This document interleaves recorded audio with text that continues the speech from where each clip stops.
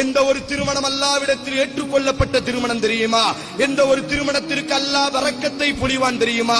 எந்த ஒரு திருமணத்திற்கு அல்லாஹ் தன்னுடைய ரஹ்மத்தை இறக்குவான் தெரியுமா? எந்த ஒரு திருமணம் செலவுகள் குறைக்கப்பட்டு வீண் விரயங்கள் சுருக்கப்பட்டு அல்லாஹ்வுடைய தூதர் எப்படி திருமணம் முடித்தாரோ அதே போன்று எந்த திருமணங்கள் முடிக்கப்படுமோ அதுதான் அல்லாஹ்வுடைய தூதரினுடைய திருமணம். அப்படித்தான் தான் திருமணம் முடித்தார், அப்படித்தான் தன்னுடைய மகளுக்கு திருமணம் முடித்து வைத்தார், அப்படித்தான் தன்னுடைய நபித்தோழர்களுக்கு திருமணம் முடித்து வைத்தார்.